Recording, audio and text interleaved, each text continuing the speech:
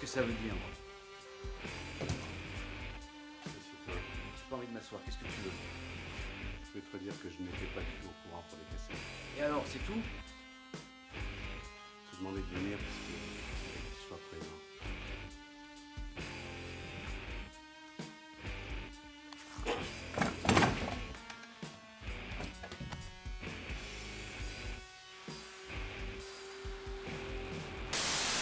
Hello, everybody, and welcome to Kill of the Week. I am one of your co-hosts, Brandon, and I am sitting here with Jill, Chris, Josh, and Jess. Yeah? Yeah, that's what I'm doing. What are you doing? Stop. What did I do wrong now? You just stop. All right, there they are. I gave everybody a chance to greet and say hi. We're web personality type people. I waved, see? Yeah. We were waving. We didn't want to interrupt the gracious host. Yeah. Yes, thank you. It always feels like it's like Celebrity Squares. It is. We are a square. I have rectangles with rounded corners. All these squares make a circle. All these squares make a circle. All right. On that note, again, welcome everybody to the newest episode of Kill of the Week. I'm going to let Chris kind of take over. This was Chris's pick of for our episode this week. So, Chris, what did we watch? Why did you pick it? And yeah. All right. Well, for this week, I chose a movie that I watched back in college that really struck me at the time.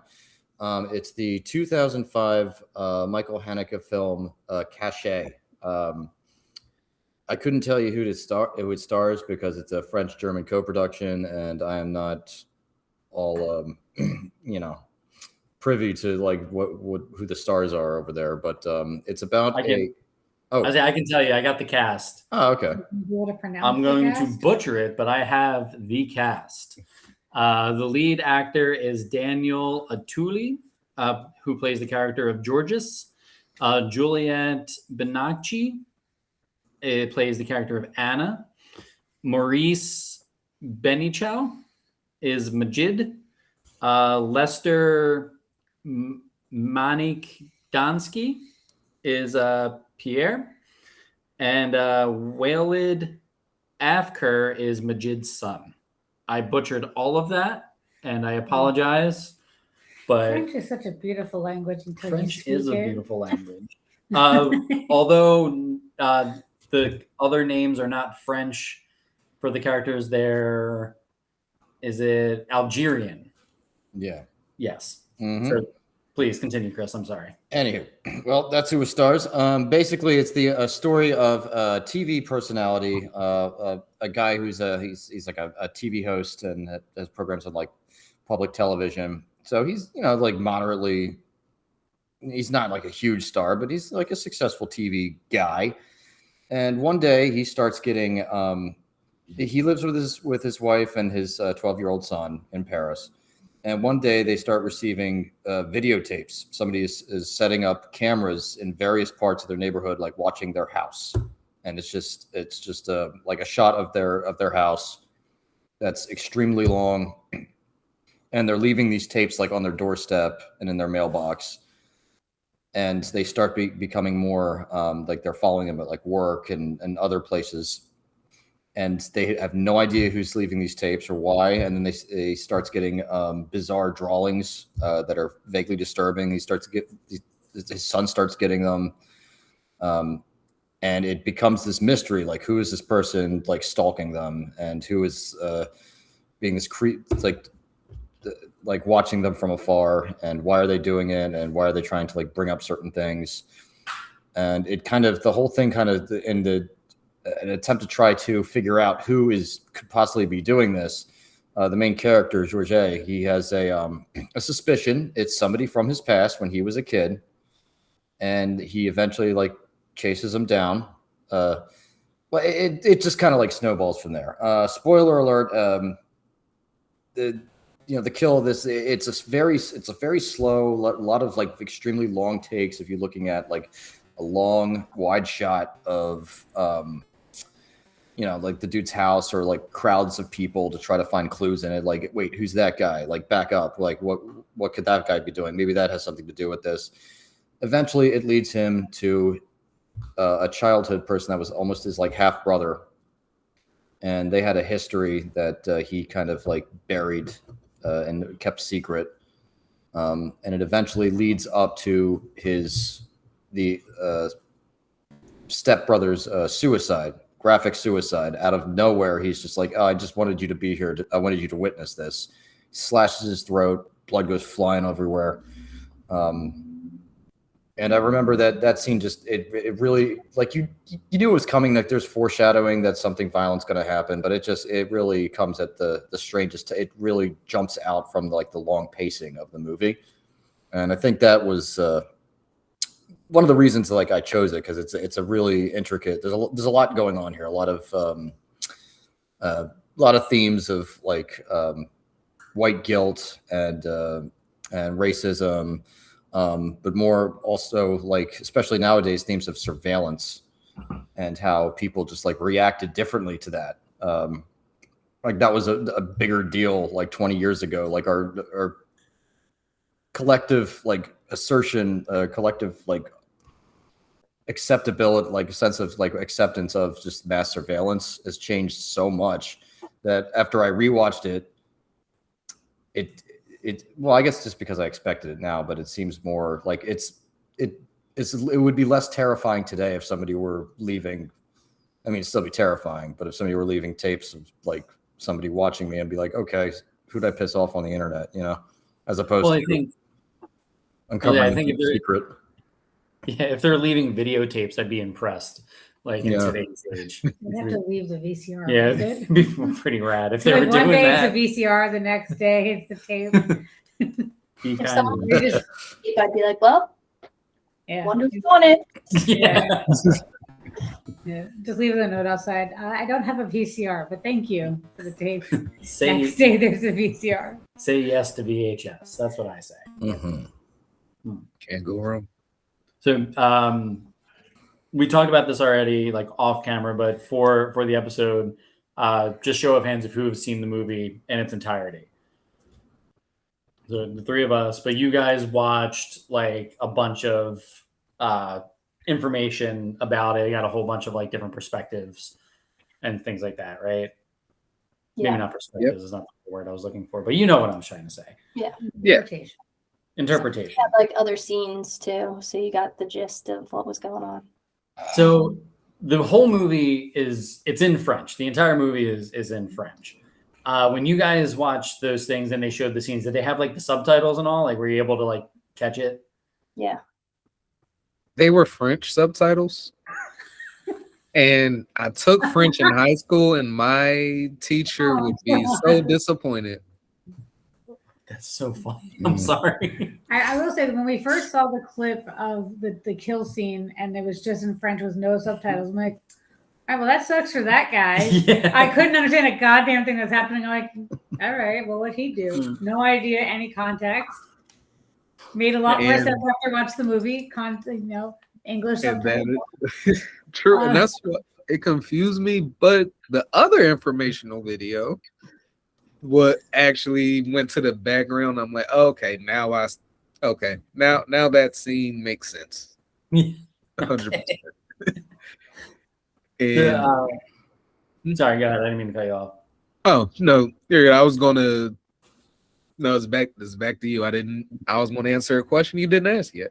I was gonna say, so Chris, like you watched this in college. Mm-hmm. Like, what drew you to wanting to watch it? It was just well, we did it. I mean, we watched it like as like a screening. I forget which class I watched it for. It was like so long ago, but I think it was like a film noir class. I think this was like a neo noir film example of like more modern versions. But it was, I think it was the slow buildup of this guy like being watched. Like, mind you, I watched it in like 2009 or 2010 or something.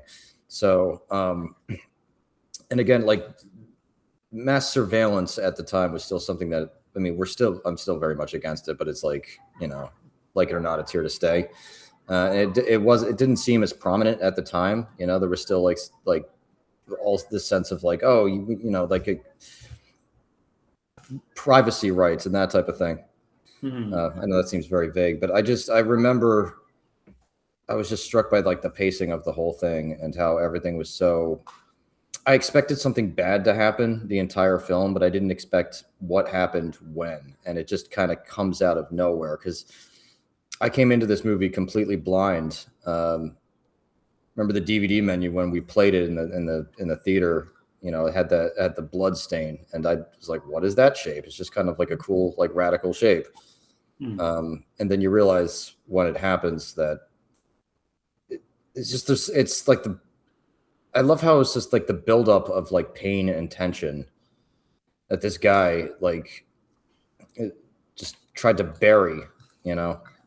Oh his yeah, entire life, and it finally like came out, and him just lying to everybody and being an unreliable person and trying to like avoid what he not coming to terms with what he should have so long ago, kind of just led to this explosion of misery.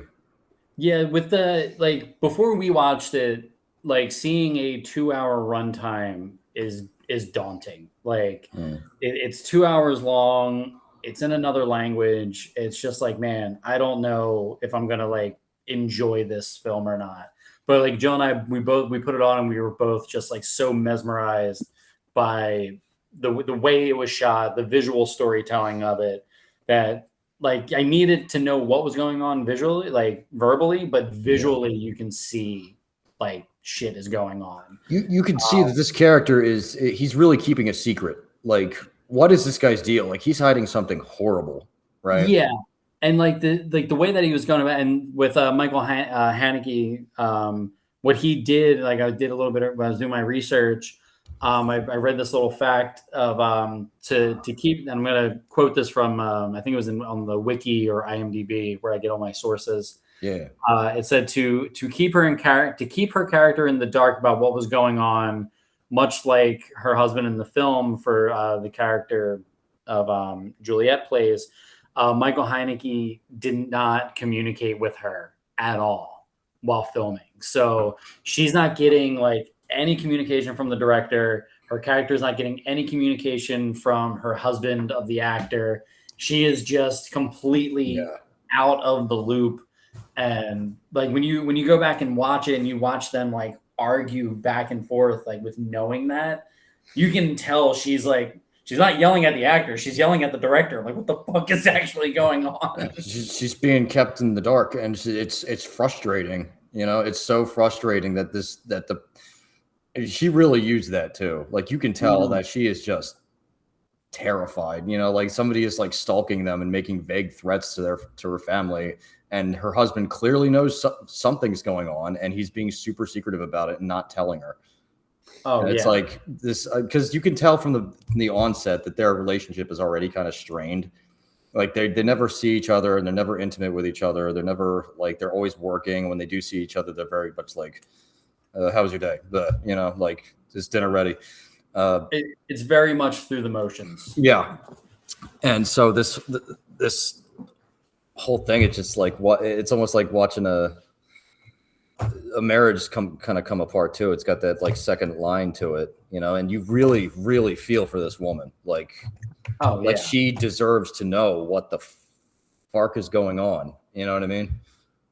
So starting with while we're talking about that, starting with Jess, what do you do the second you get, I'm not going to say videotape, but let's say like something arrives, let's say like a memory card arrives at your door and it says like play me or something like that. Like you get this weird video to watch it. What do you do first? Probably overthink it for a while. And then curiosity would get the better of me and I'd be like, what is on this? Like, would you, and it's going to go for everybody. We'll make our rounds. But would you call the cops? Would you what would you do if you're in that situation if someone sends you a tape of you? Well, it depends. That's not me. In this situation, I think he knew or kind of figured out what it was in reference to from like the drawings and such. Like if there was something with it that alluded to what it was, and there was some big, deep, dark secret I was holding in his situation, no, you don't want that to come out, so you don't tell anybody. So you're saying if you got a videotape with a drawing of a decapitated chicken, you wouldn't. Well, if You that wouldn't makes talk? sense in my past. But I mean, like for like you in this world, like what would you do? Like initially, besides overthink it, like would you call authorities? Would you call? I don't think I would call the cops on the first one. Maybe if I got multiple, then I'd be like, this is getting weird. That's fair. Josh, how about you? What would you do? You get a strange tape. So the first thing I would do is straight up ignore it. And because I'll be thinking of Amazon and all the deliveries, and it's like I've gotten so many random packages I've had to send back that I'm like, okay. But when you add the photo aspect to it, I'm probably gonna ask my friends, I'm like, does this mean anything to any you me? Okay, no. So I'm going to ignore it once more. Now, if I get another one, then it's like, yeah, fuck it, screw it. I'm gonna call the cops. How about I you? don't What got would you time do? to deal with this. My taxes better pay for something. Yeah. Preach. Yeah. I think I agree with that. I'd definitely overthink it, and then I would be curious. But I'd probably wait until like tape 3 or 5 before I call the cops, because part of me would just want to see. I watched Saw too many times. I've watched too many movies. Like I want to see where this goes, but I think I would almost try to set up my own surveillance camera to try to catch the other person. And we have a GoPro somewhere and Yeah. random cameras.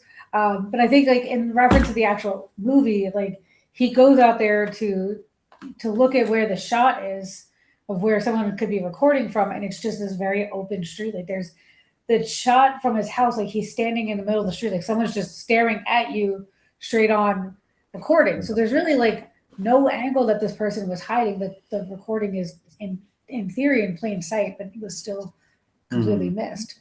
So I feel like that'd be the first step, is like creeping around and try to figure out where they were that they recorded. And then, I mean, we live in weirdly Pleasantville now, so the neighbors all are nice and would probably tell us something. Yeah. I don't know. I mean, I would probably watch it immediately, depending on how, like, if it's a VHS tape, then I'm gonna watch it. If it's like a thumb drive, I'm not putting that thing in my computer. Like there's those That's things. true. Yeah, there's those things where I've seen people where they've gotten hacked just by putting a thumb drive that they found somewhere. But yeah, if it's a virus or government secrets. If it was a VHS tape, you'd be so happy. I would be happy. I would be You're like, so this is the moment I've stoked. been waiting for, and run to your VCR. Yeah. Everybody else would be Then like, what would your reaction be if it was like a video of just like stalking you? I mean, I would be slightly uncomfortable. Brandon would just start picking his nose everywhere. Yeah, I kind of would like give them something. To I would watch. do some shit to like Like- really like fuck with them, to just be like, all right, fine. Like if you're recording me, we're going all out. You would, Like, you're not ready for You it. would make it weird so that they leave. Yeah. Would make it so uncomfortable. Like I would want it to be where they send me an apology video. Like that's what I would. No, they would that would send be you my things goal. like, please stop. Yeah. Please. Like They'll- I forfeit, please stop. They'd call the cops on me. That's what I want. I like that. I like that. Because like, I mean, I don't know. You got to out weird the weird. You know, you got to assert that weird dominance. That's How true. about you? Yeah. How about you, Chris? Well, then you got to ask yourself, is it like, I mean, I've honestly, if I have a stalker, you know what, I would just like carry a weapon around with me or something, you know what I mean? But like, it's why, well, I would be concerned about my family, I suppose. But whatever beef they have, it would probably be with me. What, Molly? You'd have a problem with that? What? Never mind. Anywho, but the thing, the guy in this movie, after like a couple of the videos, he knew why it was being sent. He suspected he knew, and he was ashamed. It was something that he was ashamed of, or else wanted to try to forget. Yeah, but I think all that goes out the window when there was a picture that was sent to his son's school. I think the second Yeah. your kid is involved, Yeah. everything goes out the window because now that you're involving the family, then it's Yeah, Yeah. you'd think like if that happened with me, if somebody sent Molly like a tape with, a creepy drawing on it because of something that I did when I was a kid or something, that I would be ashamed of. Like I would be like, okay, that I would call the police. Like I would be completely honest with everybody, Oh yeah. unless it was no, even that, like this guy. I don't know. Like I feel like I'm not a pathological liar like this guy. Like his whole defense seems to be that he tries to push away problems by like lying about it to try to get out of it. Well, okay. I want to go into, we're going to go into kind of like a spoiler territory with that because I don't think necessarily he was lying as like a pathological liar, that he was like trying to push shit away. I think he has a point. Him and his wife both are very successful. Like he's a TV guy. She's like a publishing thing where she was like booking authors that were having books that are going global. Like they have very, very high success. And he's come from success. So he doesn't know anything other than that. And he's basically, which was like another undertone of this movie is the idea of like privilege and the power of privilege. So to go into like a spoiler territory for the guy that was basically like his kind of stepbrother, like his family worked for the main character's parents. They were killed in the like 1960s French massacre, where all of these Algerians were drowned and murdered in France. It's a legitimate thing. I like looked it up because they talked about it in the movie, and when I was looking it up, I was like, "Wow, this actually happened." Yeah, the police in Paris were pretty awful. They were brutal, and the head of the police was like a Nazi collaborator in Vichy, France. So he was pretty terrible. So yeah, with that happening, the stepbrother, we'll call him the stepbrother, family was murdered in that thing. So they adopted the kid, and our main character as a child, like, didn't like that. He was the only child. He was spoiled. He was this and that. Yep. They made up lies to get this kid sent away, and basically like been living with that. But I don't necessarily think he was like living with that as guilt until all the tapes start coming in and starts like putting pieces together to be like, what did I do? Oh yeah, I really fucked that one kid over. And like he finds him and he goes to his house and he confronts him and they talk and the guy's basically like, I have no idea what the hell's going on. Like, I don't know what you're talking about. Like, we were kids basically. But I don't think it was him trying to be a pathological liar. I see it more as this is a situation that I can handle without it becoming a bigger problem, is how I took it. I don't think he was lying to like hold it in, because he visits his mom and he tries to get info from his mom about the kid. And like, oh, do you still think about him and this and that? And his mom was like, oh, whatever. But I think it was more or less of him trying to like settle a problem before it got out of hand. Not him like, I need to cover this up. I need to like lie about it. I think it was him just being like, no, I can take care of this. Okay. They always left that pretty ambiguous. Like, because I remember when he was talking to his mom and he was just like, so I've been thinking about so-and-so lately. And he's like, who is that? She's like, who is that? That kid that you almost adopted because his parents died and were slaughtered in the massacre, and like, you don't remember that at all. And she's like, no, I do, but it's a bad memory, so I block it out, basically. Yeah. Well, like the Heineke like made that very purposeful. There's this quote that I found from him when he was being asked about it, because he wrote the screenplay in 2001, And he said he wanted to have an idea. He's been toying with the idea of writing a script where someone is confronted with guilt from childhood. So like he's playing with this idea, and in the interview, and I'm gonna quote what he said, is I'm not going to give anyone this answer. If you think it's Majid, Pierre, George, or whatever, the malevolent director, God himself, the human conscious, all of these answers are correct. But if you come out wanting to know who sent the tapes, you didn't understand the film. To ask this question is to avoid asking the real question the film raises, which is more, how do we treat our conscience and our guilt and reconcile ourselves to living with our actions? People are only asking who done it because I chose to use the genre, the structure of a thriller to address issues of blame and conscience. And these methods of narrative usually demand an answer. But my film isn't a thriller, and who am I to presume to give anyone an answer on how they should deal with their own guilty conscience. So he nailed it by keeping it ambiguous. And another spoiler alert: by the end, you have no idea who sent this tape or he did. Sorry to interrupt, but he did leave you with one little possible nugget. That last shot. Well, the last two scenes where they show Majid being taken away, taken away to the orphanage. Here's his perfect life on a giant French estate with lots of old money, and that's it. He's gone, and he's just being dragged away.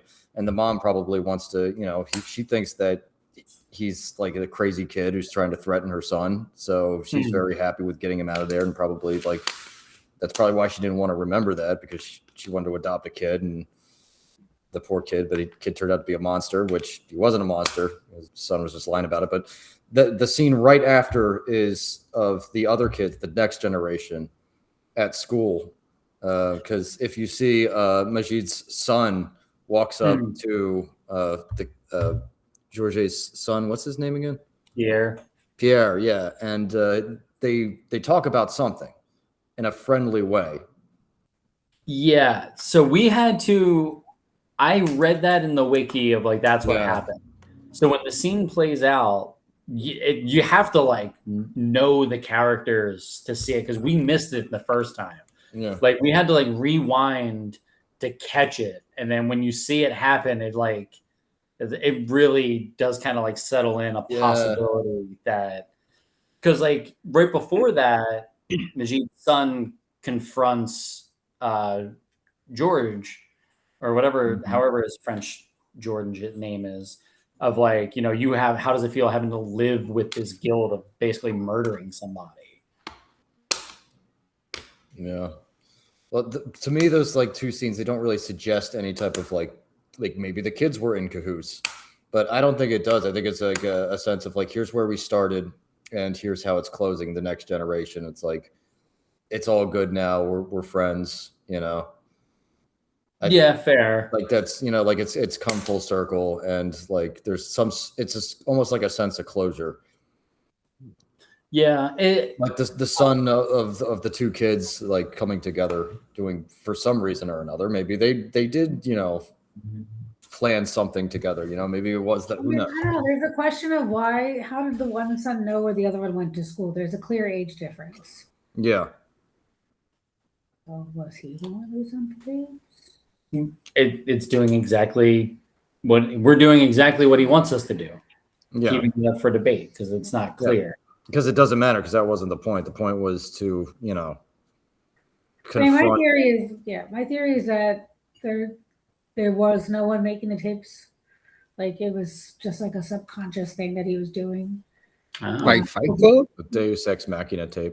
Yeah. That and whole Donnie Darko flipped in there.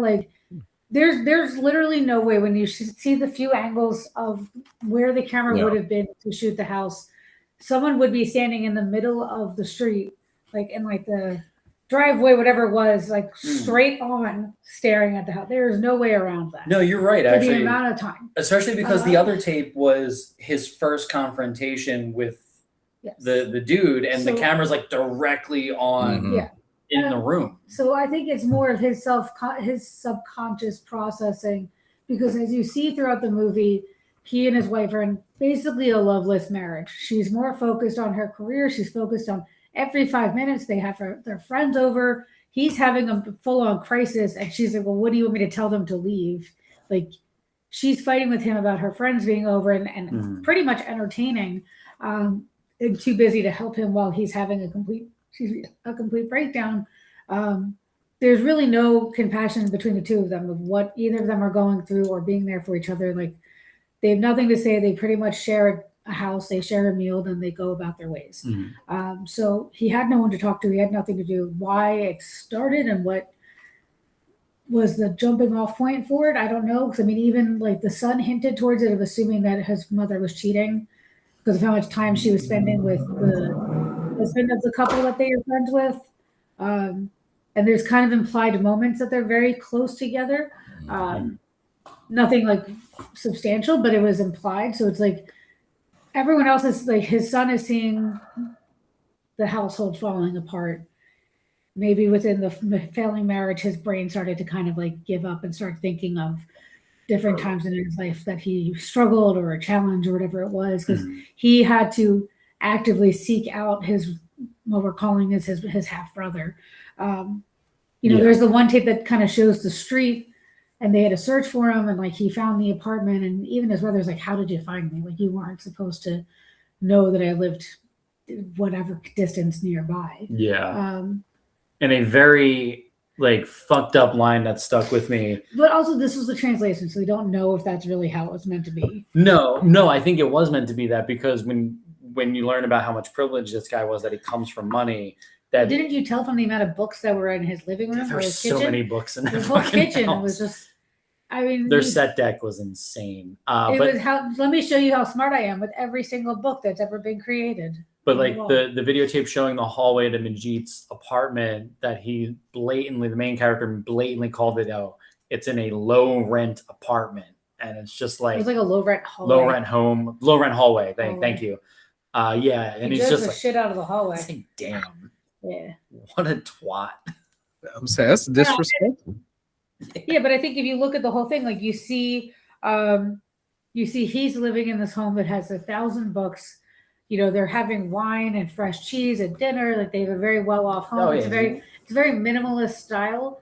And then his brother is living in a very hoarder-ish home that is just piles of baskets and a more humble living. Basically, two extremes for it. So. And then there's the random flashbacks that are just kind of like filtered in of like with his childhood memories, which we assumed which version I think we're wrong. Remember how we assumed he was the little one? He might have been the older one that was actually cutting off the chicken. No, they said that was. It was. There was a line saying that like you were bigger than me, and older than me. There's the line. Like he says, oh, he cut off his head and this and that, and like I mean the kid was demented, but also you give a child a hatchet. That was but if the memory of he chopped off the wing and the chickens fly. No, I know, but that was part of what he said to get him sent away. Yeah, they were all part of like fake manipulations. Memories. Yeah, so we're seeing his fake memories of what he had to see. It's just fucked up. Yeah, I mean, I don't know. I'm in the theory that there's no one that made the tapes. It was just his brain collapsing in on itself. Because even but also the death scene itself was just phenomenal because there's no sound, there's no anything. He just walks in the door. He says, I didn't do the tapes, is what the translation was. Like, I didn't make the tapes. I have nothing to do with it. And he slits his throat immediately. He blocks the door. So he can't, like, his brother can't get out now that his dead body is blocking the door. The blood is slowly dripping down. It reminded me a lot of Pink. Yeah. How you stayed on the blood. His brother had no reaction. There's no sound. There's no screaming. There's no movement. He's staring at him for a significant amount of time. And then just kind of processes, which I mean we can all react in different ways, but it was and then all of a sudden he went to the movies. What was his next stop? And then he took hours before he finally came home and then told his wife what had happened. And she's like, where were you? And he's like, I was in town. But you see him come out of like a movie theater. So and like didn't call the cops, didn't do anything, didn't. Is he trying to like have an alibi? Yep. It seemed that way. In theory, but so I guess the only other part, well, there would be a few people that knew that he would have been in association to the house. Of like the son knew, his family knew. At one point, I think he brought the cops over there. Yeah, he No, did. before He that, that's did. how He we did. introduced the son. They thought the son was kidnapped. Yeah. So I don't, but he didn't go to the movies feeling like it was an alibi. It just felt like a part of his day. Like he wasn't processing. It was more just like, well, I can't really just go. It could have right just home. been disassociation of like I need like a palate cleanser kind of thing. I want to know what movie he watched. But he watched the 2001 classic Amile, another film. I actually love that movie. I had to watch that for a film class. That was a good movie. It's quirky. Yeah. Also, I was dating a girl at that time. That's probably why I liked it, though. That'll do it. Imagine that though. Like you're getting stalked, and you think it's this guy who you lived with as a little kid, and you didn't like him, so you had him sent away. And this guy's life is presumably just total dog shit after that. And you meet up with him again, presuming that he's the one that's terrorizing you, that's stalking you. He kills himself in a violent manner right in front of you, and then you go see Amile. Yeah, it's a palate cleanser. I'm telling you. I think it works. There was the argument that like he had already gone through this tragedy of losing his parents. He had the opportunity to have a better life living with this new family. Our main character was jealous, and he said he didn't want to share a room, and he didn't want to share his parents' attention. And it's like, fuck you, but that's besides the point. And then this is what happens. So it's kind of like when your life goes to a fork in the road, and like you have one sense you get to stay with a stable family and things are working, and then he ends up having a successful career. And then the other had been sent into like basically foster care and been passed around and ended up in a very modest apartment. The French system. I really wish I knew more about that dude's life, like what happened to him afterward. It's really just kind of implied that he had a very rough go at it because of all the racism that was around at the time. And I can't imagine the orphanage system in France in the 60s was all that great for orphaned, Algerian kids. So, I think throughout the entire movie, we can see how unstable our main character is when he's like fighting with the guy in the street and he's just like lashing out and just carrying on over the dumbest things. And he seems like a random asshole on TV. You know what I mean? That's I feel like that's the character that was established for me. Yeah, that's fair. Okay, so with that, we're at 38 minutes right now.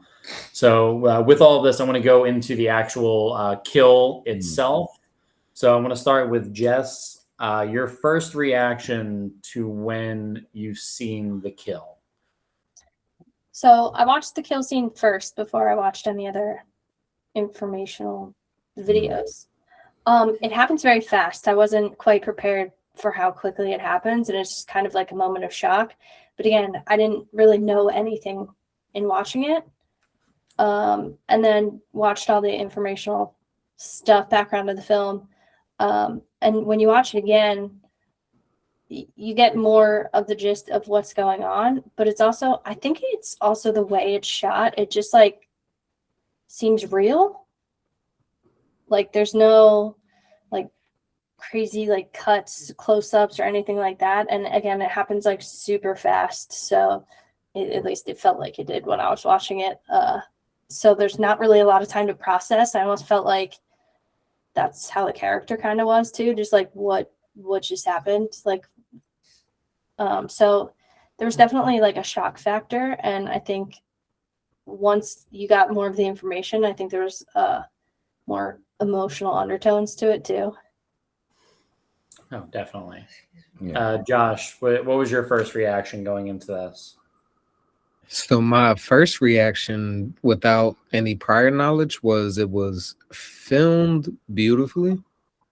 The kill was really quick, unexpected, and I was thinking you usually kill the other person, so something like deep must be happening here for you to do it to yourself.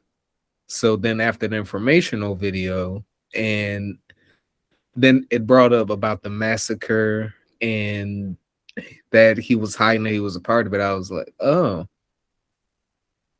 that's like the worst way to get revenge in the best way. Like, you're not going to escape this guilt. Boom. And I was like, okay, that's a twisted way to have your justice over him if it was that deep. Oh yeah. Nice.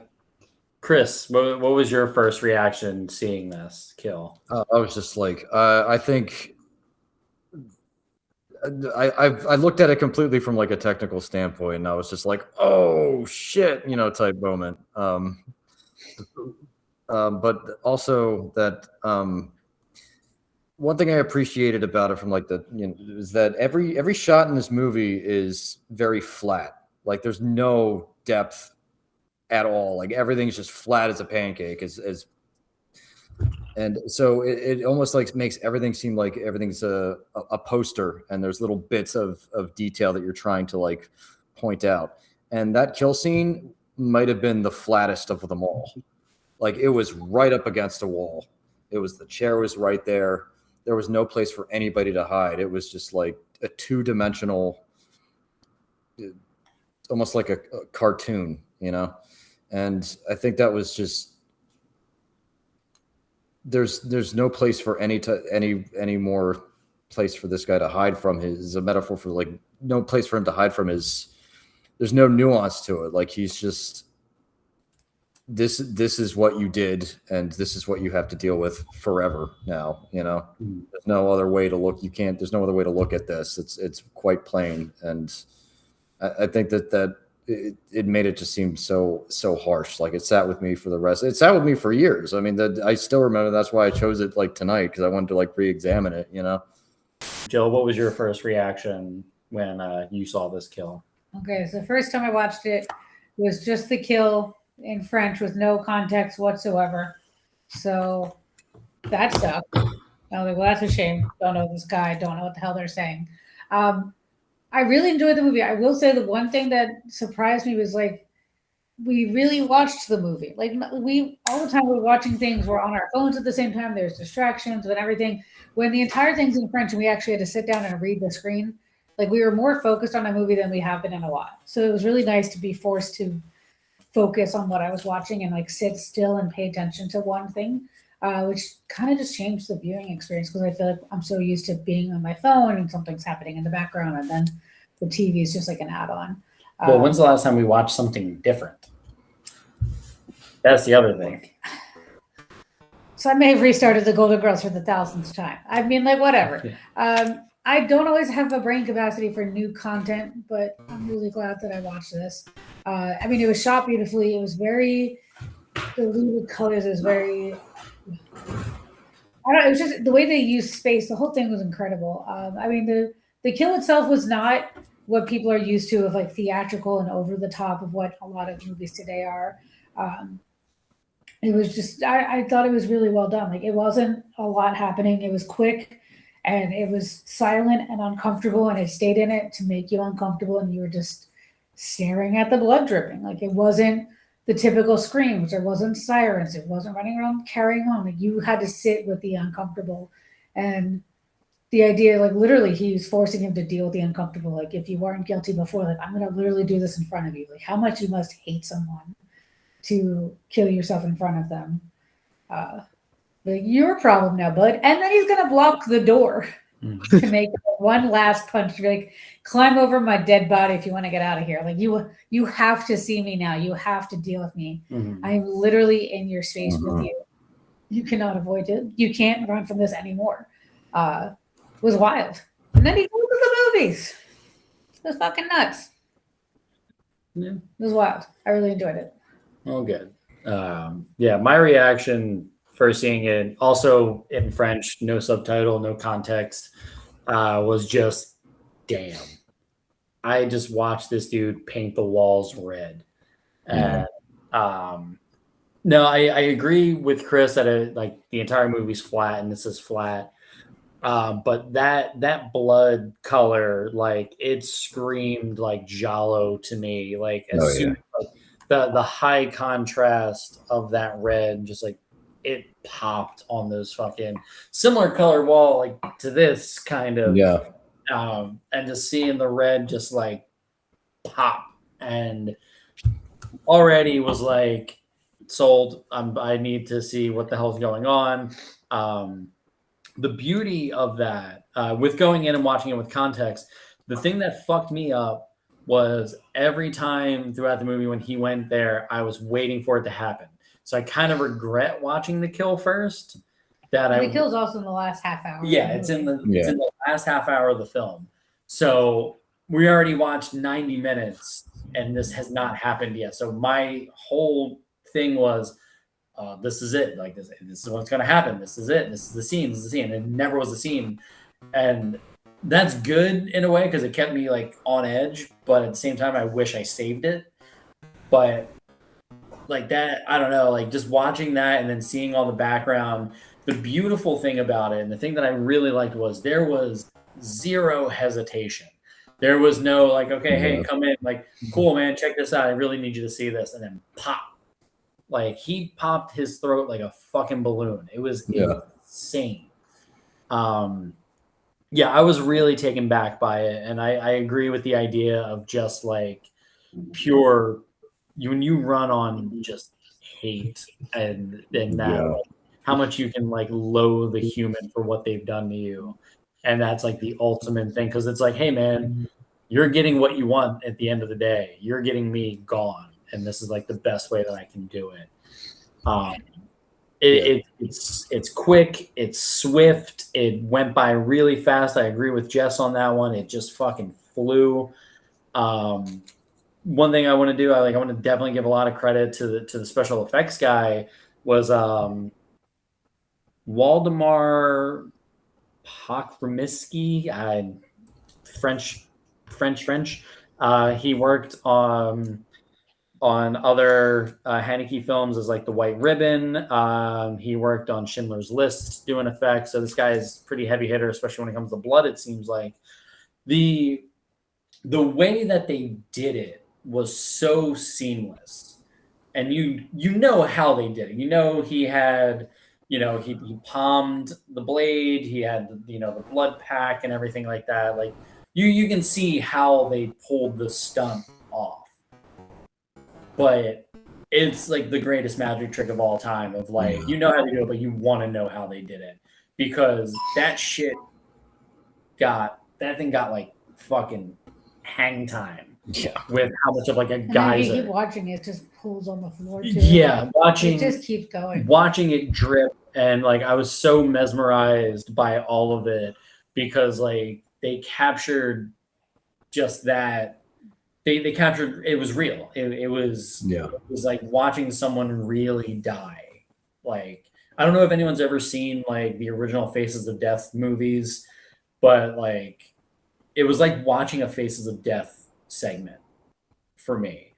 And I was just so blown away by that. Like that clip sold me on the entire movie. I think when I saw it, I was just like I didn't know that was going to happen at all. Like it's so like leading up, like you can feel all this like hatred and just loathing and just horribleness like under the surface, and it's just like develops and develops and develops, and then out of like this came out of nowhere. Like I was not honestly expecting this at all, even though there was a lot of foreshadowing, but I didn't expect it to be like a suicide scene that intense. Like you see the thing with the chicken in the beginning and the blood hitting the eye, like the kid's eye, and that was pretty intense. So you had a feeling there was going to be something happening, but like I didn't know when it was going to happen or how it was going to happen, and then that was the scene. It was very impactful. Yeah. Oh yeah. One last little factoid before we move on to our final thoughts here. Something that I thought was really funny to include in here, that in 2007 from Universal Pictures, they actually had Ron Howard set to direct the American version of Caché. Did they not do that? They did not do that. Good. Because why Ron Howard? Little Opie directing this. He works for The Grinch, I love the Jim Carrey Grinch film, and that worked for a Ron Howard movie, but I don't know about Cachet. I only remember him for what are the Da Vinci Codes? I can't think of anything else. Did he do the Da Vinci Code? Did Ron Howard direct Da Vinci Code? I don't think so. I think it was somebody else. what's Yeah, that maybe it on? was. I'm gonna thinking find out. National Treasure. Oh, I could very well be thinking of that. I could You know very what he well. did do though was fucking J.D. Vance's book, the movie version of his book, Fuck. I could be wrong. and I watched that movie, and it wasn't good. Was the couch in it? I think it had a cameo, Yeah. alongside Glenn Close as a chain smoking like white trash grandmother. Nice. He did direct the Da Vinci Code. Oh, okay. He did. I watched the first 5 minutes of that movie with Steve Guttenberg for some reason, and I got bored and left the room. And that's my experience with that movie. That's great. Me and him started like MST3King it, and then I got bored and left. That's fair. Yeah. I didn't realize he directed the Han Solo movie as well. And Jim Henson documentary. Okay. But Ron Howard, you cannot do guilt and anything. We love you. But And violence and hatred. yeah, you know your ways. It's fine. Yeah. And segueing ourselves into that, Jill, I'm going to start with you. What are your final thoughts of Cachet and The Kill? As soon as I watched it, I was like, that would be Chris's pick. That makes Yeah. sense. It was very fitting. I enjoyed it. I think The Kill was what movies should be. It doesn't have to be over the top theatrical. It doesn't have to be screaming and all these different things. It just was uncomfortable, and it was. I would like to watch it again now with my new theory that they're all his memories, that they're not really like existing, or what if he's doing it himself, like how it's working. Like I'd like to rewatch it with that perspective. I know the idea is like we're not supposed to actually like figure out who done it, but that's just natural of that. But Yeah. I liked it. It was definitely different than anything I've ever seen before. Like I don't watch French films. I watch The Golden Girls. So Golden Girls. I liked it. Yeah, I mean, you know. All right. Jess, after this conversation and seeing The Kill and the videos and reading material that you did, what are your final thoughts on this as a whole? I would be curious to like watch the whole thing, but I think like you said, seeing The Kill first does kind of ruin some of that. I think going back to then watch it again, but it would be interesting to actually watch the whole build up of all of that. It intrigued me enough to get there. I mean, The Kill itself, it was a little shocking because of how fast it happened, but I thought it was very well done. So I guess it leaves me a little curious. I hate movies that just kind of dropped the plot. Like he was trying to figure out who was sending these the whole time, and then suddenly that just becomes irrelevant and nobody knows. So that would drive me insane. But overall, I'm curious about it. All right. Josh, how about you? I am also curious about it. I do have to agree about seeing The Kill first, but I can make that a quick memory and forget about it because I saw a couple of French films in college for a script writing class. They threw it together. It was a first experimental class, so they pretty much just made us watch movies because they didn't have a curriculum. And a couple of them were foreign and they were pretty cool. So I think this possibly could be one of them. All right. I did love this movie. I gave it a Letterboxd rating of 3.5 stars, and it would have been a solid 4, but a 2-hour runtime, as important as it was to the film, a 2-hour runtime is rough for me, unless it's Lord of the Rings, because for some reason I think it's because I grew up watching that, a different perspective. But Lord of the Rings is like an epic, like you expect it to be that long, Yeah, for something like this, I feel like they could have gotten it under 2 hours, but that's fine. If that's my worst criticism, it's not a bad criticism. But no, I love this movie, and I do look forward to repeated watches of it when the mood hits me.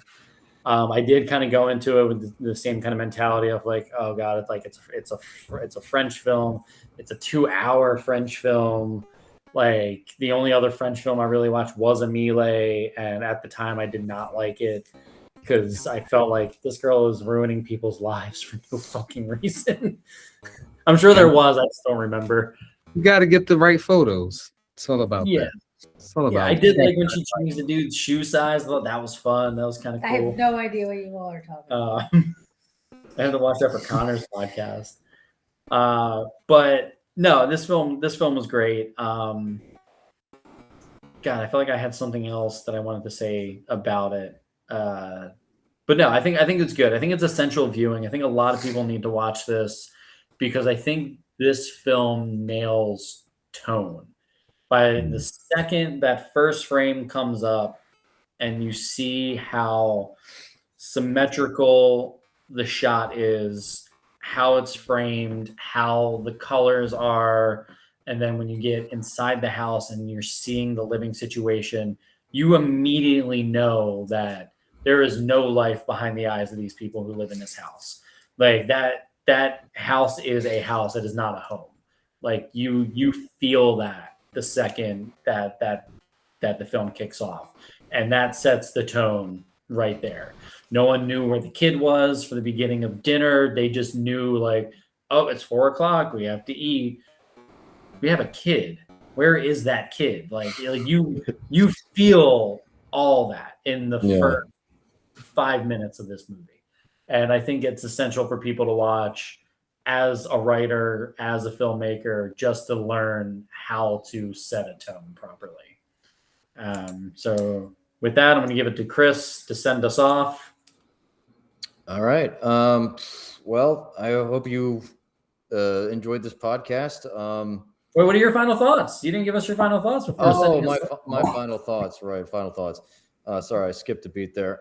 Yeah, this is definitely like every one of like this guy's films, Michael Haneke, he always revolves around the themes of just loathing or motifs of loathing and hatred and all these like horrible emotions that are buried within our psyche that we try to suppress or forget or ignore in some way. And circumstances at hand make it so that we can't, like, the characters can't keep them in anymore, and they come out in usually extremely violent ways. And I think Caché is a really good, simple, slow-paced example of this type of feeling where we have all these issues in our past, and if we don't confront them, if we don't, tell the truth and like keep it real, horrible things will happen that will shock and disturb you. Hell yeah. One last thing before we fully sign off. We'd like to play our newer game of, I think we can all agree on who should have been killed. We all think George should have been killed. That guy was a dick. Yeah. Yep. His son was kind of an asshole too. His son, Not like the main character's son. No, I know what you mean. Yeah. That's what I'm about to say. Like, no, the No. son had a right to feel the way that he No, did. I know, I'm being an asshole. Like, Also, we didn't talk about the beautiful shot in the elevator. Ooh, yeah, that was a That good is shot. such a gorgeous shot. why am I blanking on of that? his son was staring at him. Of the brother's son was staring at him. Oh, And you just see the angles with the reflection, and that he's just, Yeah. oh, that's great. Besides Yeah, really cool shot. Obviously- Really cool. that, yeah, obviously George should have died. yes. He was a dick. I just, I also feel like had the wife fallen down the stairs, that would have been fine too. Like none of them were great people, and I was kind of The son had a sense. Pierre had a sense of innocence to him, though, because he's just like an angsty preteen. no, you know he was what I mean? angry. He had his Eminem poster on the wall. Big ass Eminem poster. He's drowning in an over-chlorinated pool, being yelled at by some douche. I don't know. You know what I mean? It was so human. I was just, yeah, it was great. You know, I bet he's up in his room all night singing "I am what I am." We do But go into what- his room and there's a giant Eminem poster, and we're like, "Yep, there's this child. There he is." As was the style of 12-year-olds at the time, you know. It I was. felt that. I really did. Yeah, I had an Eminem poster when I was 12. we all had the Marshall Mathers. Yeah. LP. Yeah. And on that note, everybody, thank you so much for tuning in with us for Kill of the Week. We will see you again soon with a brand new, fresh kill. You can follow all of our stuff on Instagram and social medias under Jerks Productions. You can follow me on Letterboxd at Falcone123. I rate every film that we watch for this podcast on there. So tell me if you agree or disagree on my Letterboxd.